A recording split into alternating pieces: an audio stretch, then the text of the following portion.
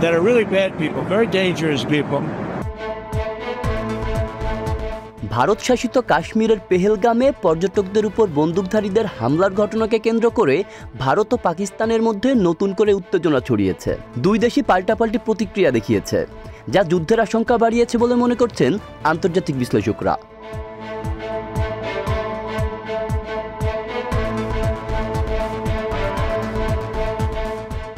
এমন পরিস্থিতিতে মার্কিন প্রেসিডেন্ট ডোনাল্ড ট্রাম্পের এক মন্তব্য ভারতের জন্য অস্বস্তির কারণ হয়ে দাঁড়িয়েছে। শুক্রবার ভ্যাটিকানে প্রয়াত পোপ ফ্রান্সিসের অন্ত্যেষ্টিক্রিয়ায় অংশ নিতে যাওয়ার সময় এয়ারফোর্স ওয়ানে সাংবাদিকদের ট্রাম্প বলেন, আমি ভারতেরও ঘনিষ্ঠ, পাকিস্তানেরও ঘনিষ্ঠ, তারা নিজেরাই কোনো না কোনোভাবে সমস্যার সমাধান করে নেবে। প্রেসিডেন্ট ট্রাম্প সরাসরি কোনো মধ্যস্থতার আশ্বাস না দিয়ে দুই দেশের উপর সমাধানের দায়িত্ব ছেড়ে দেন।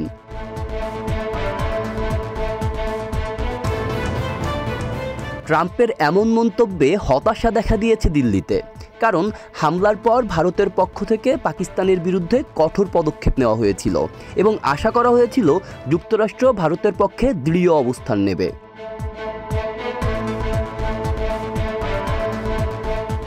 কাশ্মীর নিয়ে ভারত পাকিস্তানের সংঘাত নতুন কিছু নয়। দুই দেশের মধ্যে বহু বছর ধরে কাশ্মীর ইস্যুতে বৈরিতা চলছে এবং এ নিয়ে তারা একাধিকবার যুদ্ধে জড়িয়েছে। পেহেলগামে সাম্প্রতিক হামলার পর পরিস্থিতি আরও উত্তপ্ত হয়েছে। সীমান্তের টানা দ্বিতীয় রাতেও গোলাগুলির খবর পাওয়া গেছে, যদিও হতাহতের সংখ্যা নিশ্চিত নয়।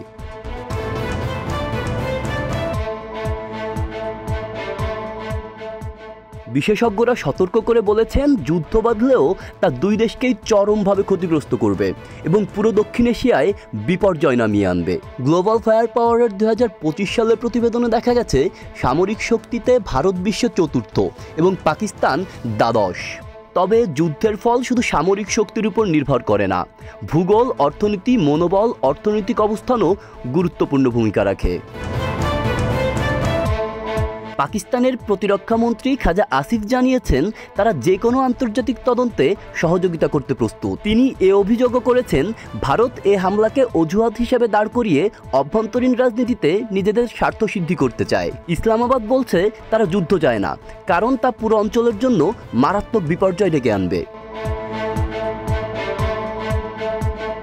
রাজনৈতিক বিশ্লেষকদের মতে, কাশ্মীর ইস্যুতে নতুন করে যুদ্ধ বাঁধলে তা শুধু ভারত ও পাকিস্তান নয়, আশপাশের দেশগুলোর উপরও নেতিবাচক প্রভাব ফেলবে।